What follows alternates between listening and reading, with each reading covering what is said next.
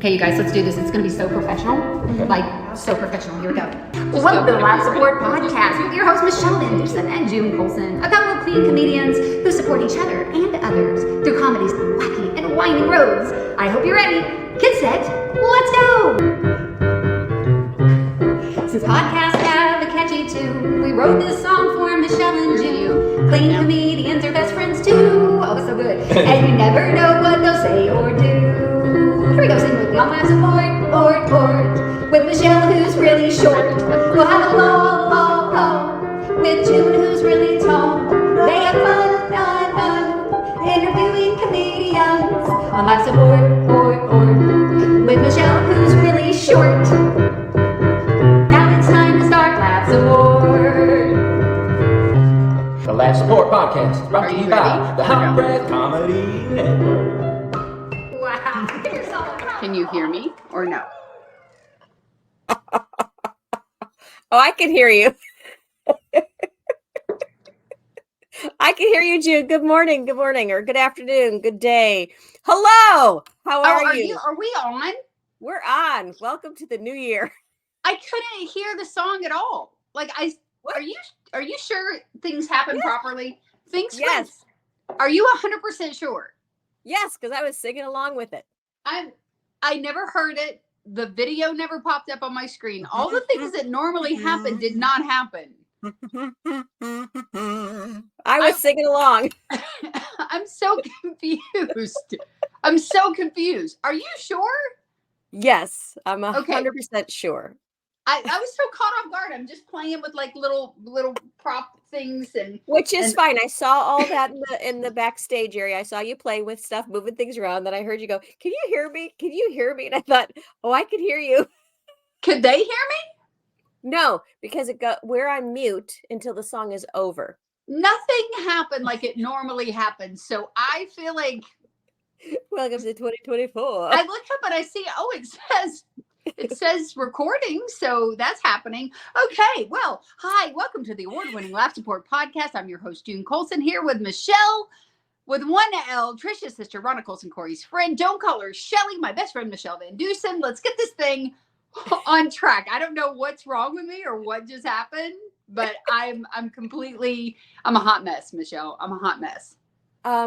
Yes, you are a hot mess, but you know what? In your defense, you were a hot mess before we started hitting the record button. So it's okay. That's true. That's true. Okay, so I just want to say before we start, well, I mean, we've already started, that today's drink is brought to you by a Throat Coat, not a sponsor. I'm drinking it because it is the best thing to drink in the winter, especially if you are speaking, because it just coats your throat. That's why it's Throat Coat. Yes. Anyway, what are you drinking? Because I saw your new little cup there, and I really want to know about it. It's Michele, again, what's in my cup is never your business. I think you'll just be more comfortable never knowing what I'm no. You almost spit out your throat coat. I did. You almost made me do I love a that it's take. called Throat Coat because it coats your throat. Yeah. And I feel like there was probably like lots of executives that sit around a table and they're brainstorming about like, we need a creative name. We need something that's catchy, something people will remember, something that tells about our product. Mm-hmm. And they left probably after like 9 hours of brainstorming and went, nah, let's just call it Throat Coat.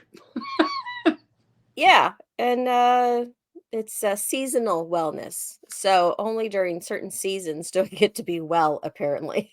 Yes. Well, I want to apologize in advance for the cough that I have. I should have Throat Coat here. The worst thing I think for a speaker, a comedian, a broadcaster is asthma. Like, it's awful. Yeah. And this time of year, it hits me so hard. And I have these things called, some people call it bronchial spasms, bronchial tremors. And basically, I have to fight this dry cough all the time when I'm talking. And so anyway, that's kind of what I'm dealing with right now. So I apologize to our listeners for the weird dry cough. I'll try to hit my mute on my mic. But as far as what's in my cup, it's tea. It's just It's just some herbal whatever tea to try and get me through this episode. So Yeah. Okay. But what does your cup say? so cheers. Oh, you know, I've had this cup forever. My friend Yvonne gave this to me, and it actually on one side it says, "Dear God, give this fabulous, fantastic, faithful friend." And you know how much I love alliterations. So this friend really knew me. Mhm. Give them abundant love and laughter and blessings without end. And then inside the cup, you can kind of see it. It has the Bible verse, Psalm 4:7. You have put gladness in my heart. Oh, So nice.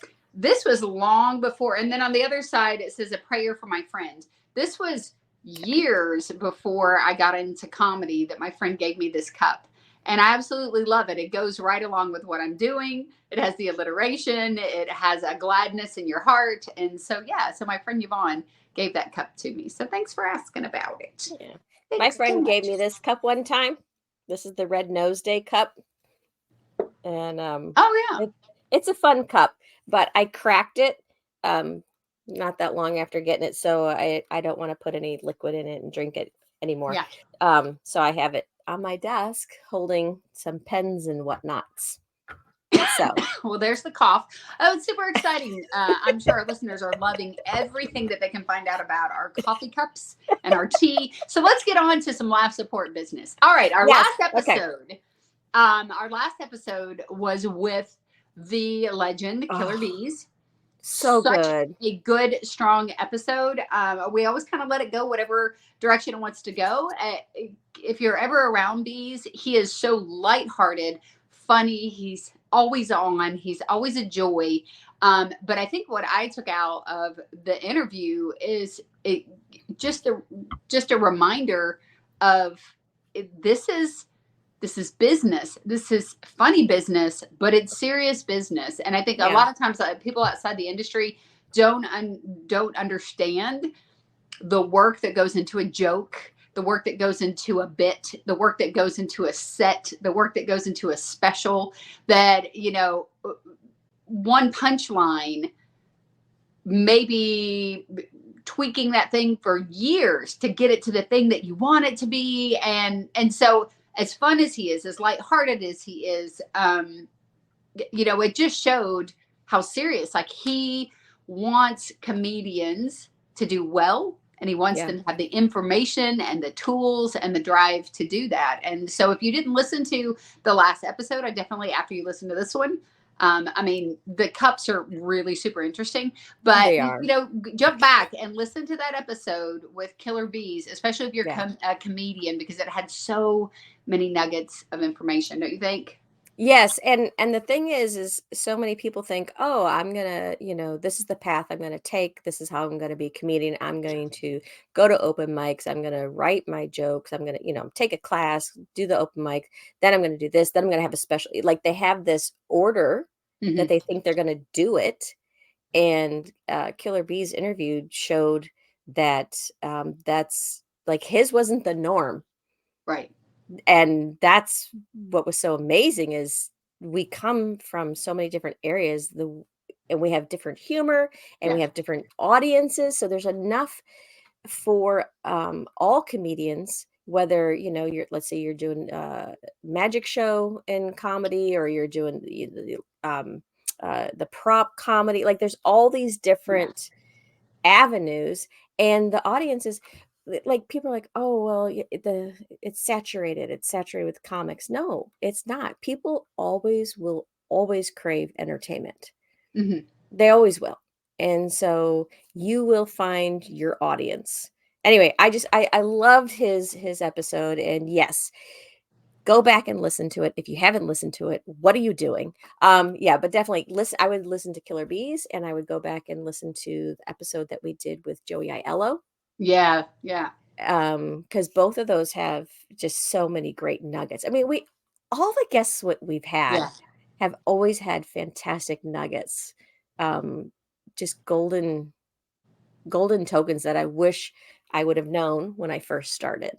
Right. Anyway, Right. yeah. And you know, when you said his isn't the norm, I think into season 4, is there a norm? Because I'm thinking back to the episode with Bob Smiley. and how he said, people will come up and go, how do you get into the comedy industry? And he's like, be on a college campus, do a random show, someone be in the audience, see you, book you, right? I mean, he was just like, you can't reproduce anybody's path. His path was different. So Killer Bee said, if I remember right, the number might not be right, but it was like around 381 shows, he said, in the wrong place. Yeah, in the wrong place. Yeah, in the wrong place. And Michelle's doing air quotes because obviously that wrong place got him to the right place. And so he just did comedy wherever he could do comedy. What I thought was really cool is he said, when he finally was in a venue where it was set up for comedy, he had such a strong muscle from doing comedy in all the wrong places, the places that weren't set up. People say, don't do it outside, don't do it while they eat, don't, whatever. And there was no don't do comedy for him at all. It was anywhere they'll let him try it, he was doing it, and it led to a lifelong career in comedy. But that's what we wanted to talk about today is, he said, 381 in the wrong places. And I think about the Dr. Seuss book, Oh, the Places You Will Go. Yeah. Comedy takes us to a lot of interesting places. I was just recently in October at the LOLGCA, and Tony Perkins was there. And Tony Perkins, I remember watching him on Good Morning America. He was a meteorologist on there. Yeah. What was really cool was to find out that, well, he wasn't a meteorologist. He was the weather guy, basically. He doesn't have a degree in meteorology. He's a very smart, intelligent person. But what he was doing, Michelle, was comedy in DC. He was a DC comic. And if I remember his story correctly, he was doing stand-up. There was a television producer there. They were looking for a personality in broadcasting, a personality, not a broadcaster, not a meteorologist. They were looking for a personality to bring some life to the news. And I'm pretty sure he started out doing the weather for them. And that ended up leading to him becoming the weather guy on Good Morning America, and then a lifelong career in broadcasting. And so we talked yesterday, a group of us were just kind of talking about comedy yesterday. And we talked about like how comedy can actually be the path to 1,000 different directions but how it travels with you. This skill set, even if you never become a stand-up comedian, if you want to be excuse me, there it is. If you want to be do what? If you want to be a salesman. Yes. Just go with the list. Oh, no, that was the only one I could remember from the conversation yesterday. A teacher, a salesman. I got nothing. What was it? Well, so comedy can help you in almost any career. It breaks down barriers, right? Yeah. We know that laughter kind of conquers fear when you're afraid in a space, or laughter connects you to people. And so there's a variety of different areas. No matter what your job is, what your career is, comedy can be a part of that. And it can also be just such a beneficial thing in life. So I was thinking about where I've traveled, places that comedy has taken me that maybe I didn't expect, or places that I've been able to use the skill of comedy that I didn't realize maybe I was already doing, but now I'm just better at it and I'm more mindful of it. So you have a couple of good, interesting places that you've been recently, and then the new avenue that God has kind of opened up for you. So kind of go back a little bit. I think it started in the summer, maybe the first one that you went to, and it was those cute little at least I would call it cute little fuzzy ducks, kind of string through the ducks and the other places that you've gone through, because they're so different. They're vastly different, but the thread that brought you to all those places is comedy. Yeah. So kind of share road. Yeah, I was just thinking about how I end up in a space with a bunch of duck hunters, right? And I get to do comedy to raise money for a foundation for a young man who passed away with cancer, right? I end up at a corporate event with people who purchase peanuts. Yeah, again, the alliterations I love. People who purchase peanuts, The right? peanut people. I've been at retirement homes, and I've done corporate things, and I've done church things, but it's not even like just that. It's like, I had a friend whose son was sick with cancer. I didn't know her son, but I came to visit because he loves comedy. And she knew that like just hanging out, talking with him, she just was like, he's going to love meeting you and your personality. And I hung out in a hospital room and just acted goofy and myself, and had a few one-liners and and observational humor about the room and those kind of things, and so it brought me to a place where I got to entertain someone who was just sick, and just needed some lightheartedness in his life. Like, I didn't think comedy's going to take me to the bedside of a cancer patient. Right?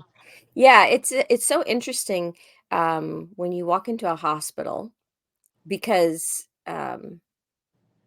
people there's two different views. Some people are like, yes, please be here. We need this. We need people to be uplifted. We need this opportunity to just take a breath from death, basically, Yeah. or from the sickness or whatever. And then there's other people, they're like, this is a very solemn place. You shouldn't be so happy here. Right. And it's like, dude, they know what's happening. Why? What, it's like, Yes. and so like I've gone and visited some people carrying a ukulele with me. I don't play well. I just play around. And We're kind of getting a theme, Michelle. Like there's that you've got a shaker now. You played a recorder on our episode with Chester Goad. Today you had the kazoo out, which is one of my kazoos. Yes, that's right. It's one of my kazoos. Kazoo can do it. That's right. That's right. So you bring a ukulele to a hospital and you can't even play. Yeah, makes sense. No, I can play a few notes. I mean, I have a cello sitting back there, so but I'm not going to drag that around, even though it's got the straps. You can put it on your back. How much have you been playing that cello in the last 2 years, Michelle? This last year, not so much. 2 years, I played some. All I'm going to say is the calluses on my fingers are not there anymore, and so I'm a little afraid to start again. I really just want to do a comedy cello concert with you. Actually, I just want you to play. I want you to come out and just play all the instruments that you have. Your recorder and your kazoo and your shaker and your cello and your 2-note ukulele. Which in ukulele, that's all you kind of need to know is like a couple notes. No, you can really play on those, so but for me, yeah, I just strum along. I also have a drum set and and some hi-hats and just some fun things. Michelle, the musical comic. That's what we have. Yeah. So I was also thinking about today as I was like writing things down, that comedy it's so helpful, like in real life. Sam's Club during Christmas, like literally I was able to make a silly joke and diffuse a situation with people in line and to get them to laugh and like see the perspective of where we're at. And it could have got me punched in the mouth, but I was lucky that they thought I was funny. And so it diffused that situation. And then like not long ago, I was at the car dealership getting my oil changed, and the girl didn't show up that was supposed to work. She was sick or something. There was a new guy. He was kind of in a panic mode, and there was a girl trying to help him, and everybody was like kind of freaking out over how to even cash me out after they had changed my oil. And I literally just did some of my material, some stand up. Like I did so that night, somebody was like, "Oh yeah, I was at, I did 5 minutes in open mic," and I'm like, "I did 15 minutes at the car dealership." So. Right. You could put that down like, corporate event, Toyota. Yeah, exactly. Exactly. But we don't know where comedy is going to take us, but it is something that we can incorporate in like so many different places in our life. The last thing that I want you to talk about places it's taken you. One of the most recent places it took me was back to my elementary school that I went to. Nice. And I got to hang out with these girls in a group called the Leading Ladies. And but it wasn't stand-up comedy I was doing. It was a message of overcoming obstacles and encouraging these girls that their obstacle stories don't necessarily have to be negative, even though it feels negative in the moment. How obstacles, give us strength, make us resourceful, make us smarter, make us faster, help us grow. And I got to share a lot of really funny stories with the girls about struggles I've had in my life and to encourage them. And so I wasn't doing stand up, but comedy brought me there. The school knows what I do, and they wanted me to come and spend time with these girls, and it was beyond a blessing. When I tell you, it was probably one of my favorite, outside of doing the Comedy Buzz, the Amazon Prime special and all that, as far as just doing something that comedy brought me to. It was humbling. It was fun. It felt like I got to make a difference with comedy.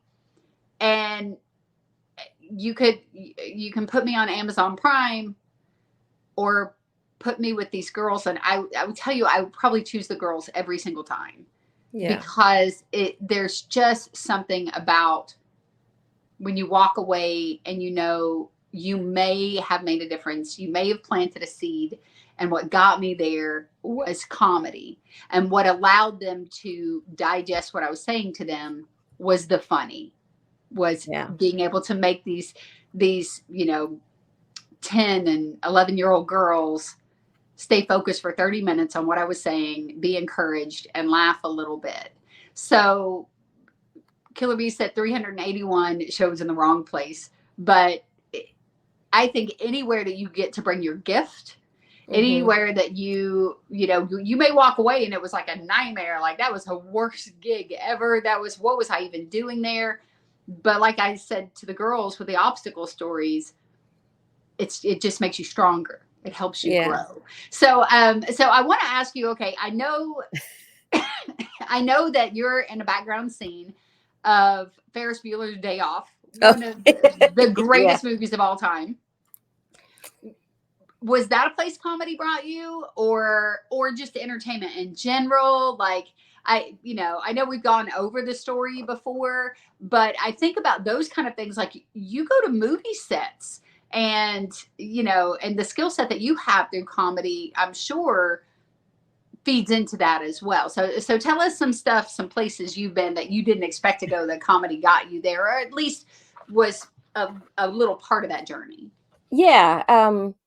Okay, so Ferris Bueller's, that was just an entertainment moment, because at the age that I was pursuing theater, and I was working at Drury Lane, Oak Brook Terrace, not the downtown Chicago, but it was Class A. It was Broadway shows in Chicago. That's really what Drury Lane was having. And so I ended up at Ferris Bueller's movie set, because the dancers from the show that we were doing were the dancers on the float. Yes. Yeah. And and then they're like, well, you want to come down and watch? I'm like, yeah. So I thought I was just there to watch. And then it was just that kind of a thing. They're like, well, you want to jump in? I'm like, okay. Not dancing. I was not on the float, but I was, I was an observer of the parade. And so I was already observing everything. So now I'm acting like I'm observing. You know what I mean? Like, yes. it was just, it was a fun moment. And I get to say that I did that, which was really cool. And then, life has taken me to where we live in Oklahoma, and people, they're like, oh, can you do much in Oklahoma? Yeah, you can.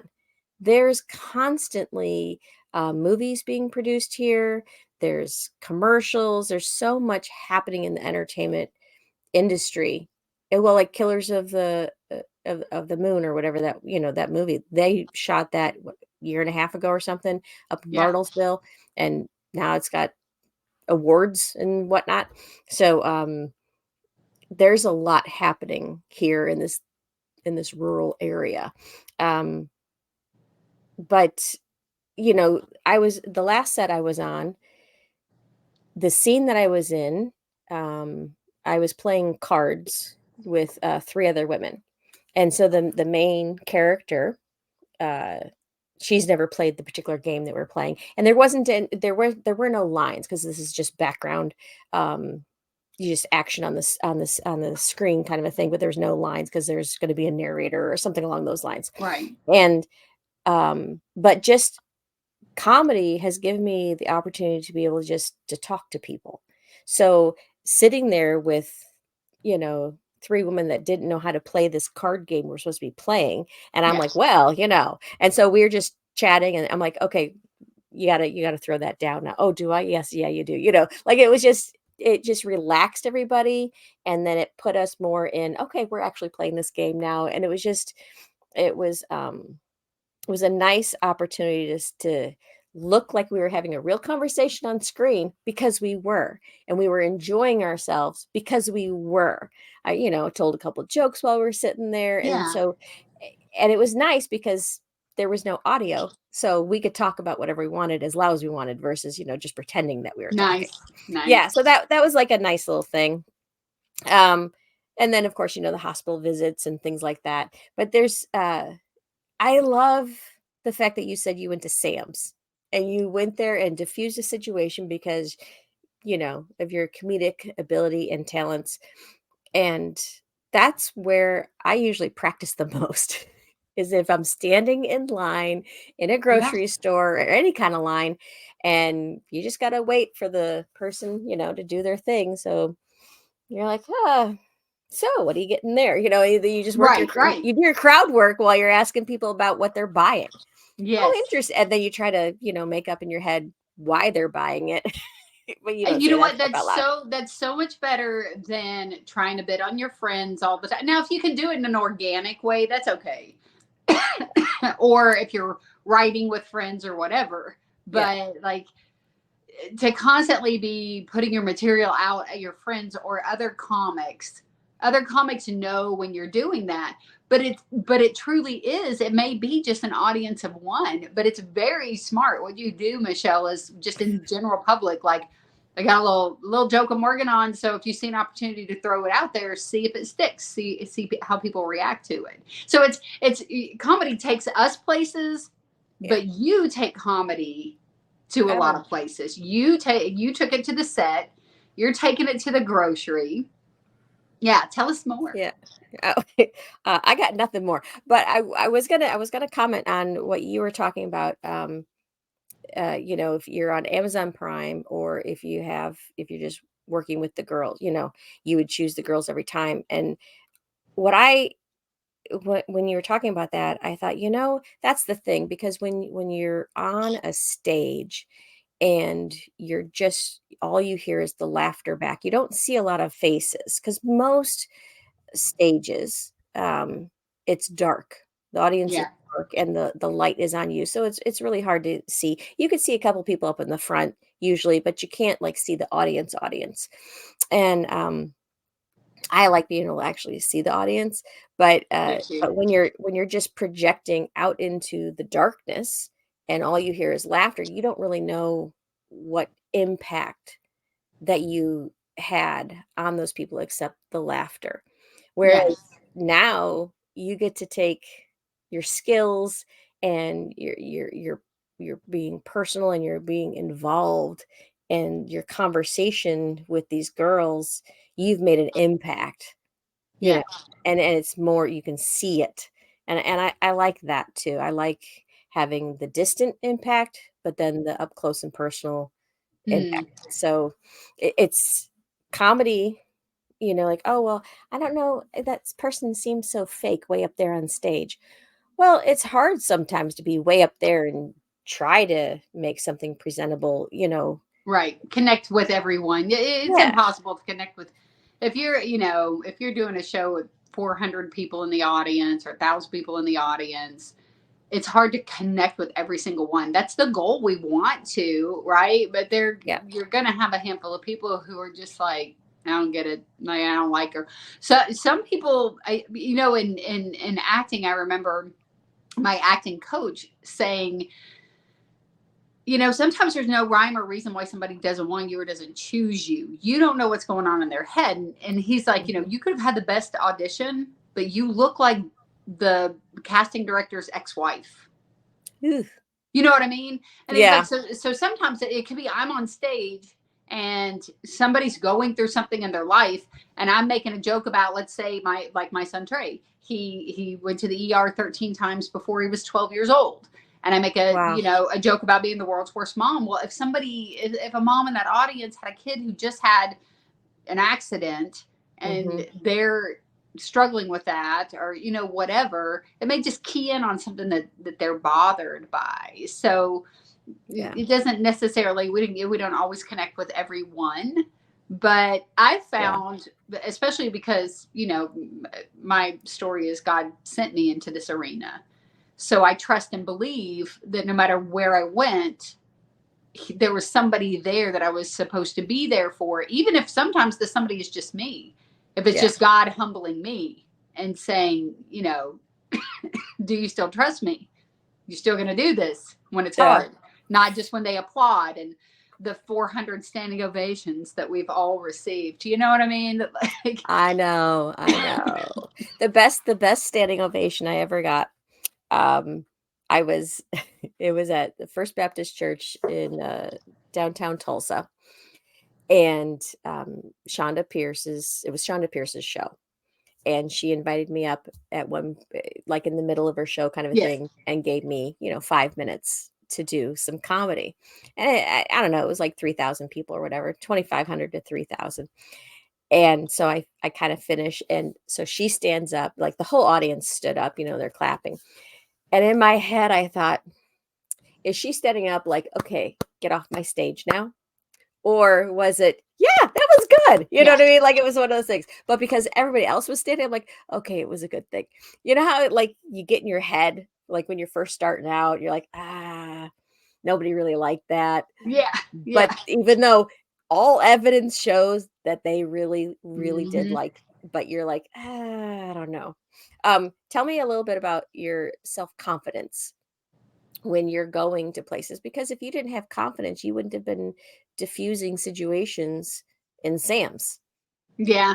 You you know know? what? I think it's like at Christmas time, it was just being prayed up before I went in there because I knew I was going into a difficult situation, that the place was crowded. Everyone in my small town was all in the same location, fighting for a parking space, trying to get, whatever. And if I didn't have to be in there, I wouldn't have been in there. And so it was just a matter of like, I think it's a mindset. I just went, Mhm. you know what? I'm not going to act like I didn't know what I'm getting into. I'm not going to go in here and be angry because there's a crowd or there's that, whatever. Like, I'm just going to look around and see what's happening and kind of Mhm. find the funny that's in this chaotic time of the year. And so, yeah, I had already kind of been doing that and had just made the conscious decision to just, to just have a good time and whatever, see what's happening. And so I was in a good headspace. I wasn't triggered by them because I had already made the decision that I wasn't going to be on edge or fired up or wired up. I do want to admit that, like, as far as standing ovations go, the only time I've ever had an audience on their feet is when they just get up to leave. So I I don't know what that feels like, Michelle, but that is pretty awesome. That is pretty awesome. I know that you will be having that situation come up soon. I just know it. I know the trajectory.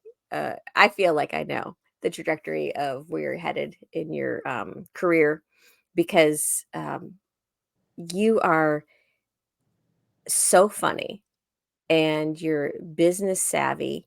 And the fact that you just did an Amazon Prime, part of that special that's going to be coming out hopefully soon. I can't wait to Yeah, see it. yeah.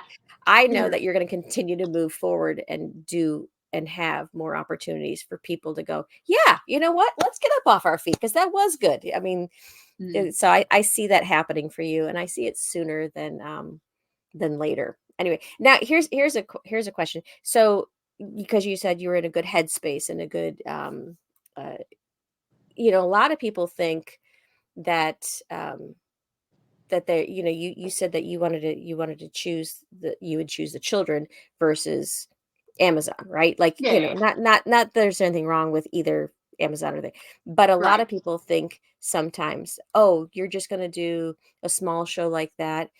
Are you hiding? Are you not good? What's going on? right, And it's right. it's not.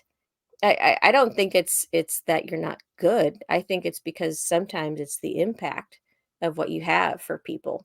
You know, you Yeah. you have an impact for this group over here. You have an impact for this group over here. I forgot my question as I was talking. So I'm going to let you interject now That's because you know okay. what? Well, you mentioned like choosing between the kids and whatever, and not that that's someone's making me choose anything. I remember one time Yeah. somebody going, "Do you want to be a club comic or a church comic?" And I'm like, you know what? God didn't tell me. He didn't tell me I have to pick. Like if Yeah. and that's who I follow. It is just I try to follow the lead of the Lord.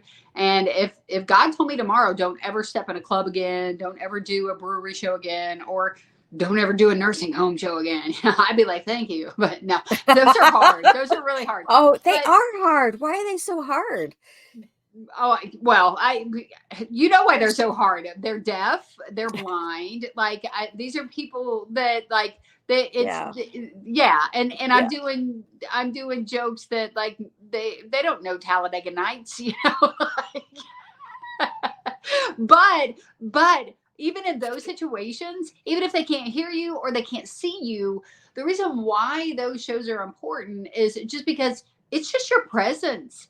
It's just Yeah. it's for that.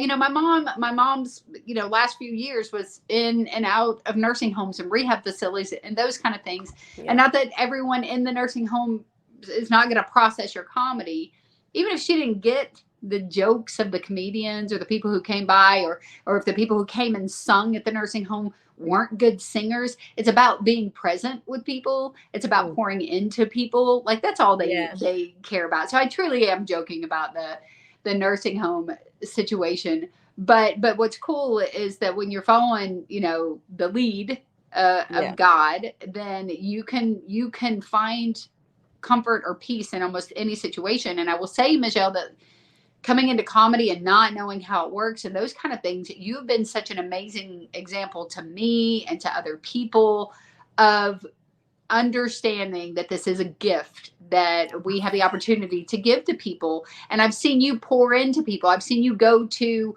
unconventional places and do comedy, and I've seen it not be about you.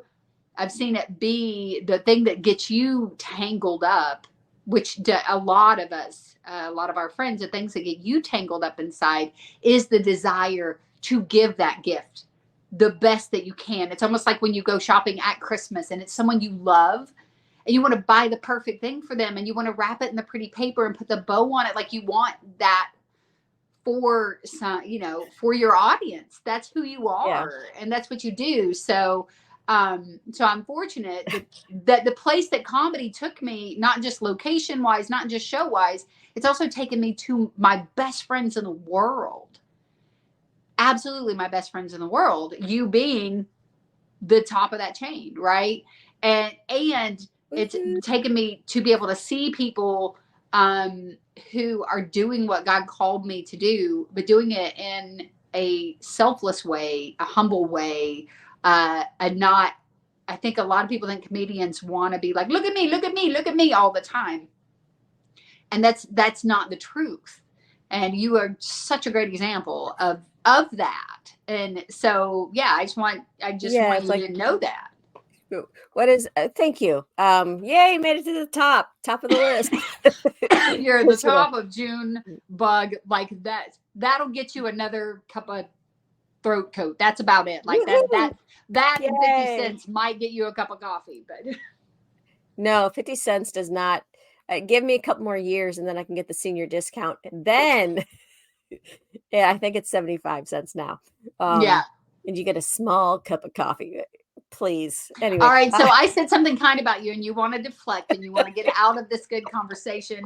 I totally understand. Go ahead and ask me what the tip of the day is. And then I won't even give you a hard time about your horrible, terrible, ridiculous joke that you're going to do. Oh, you know what?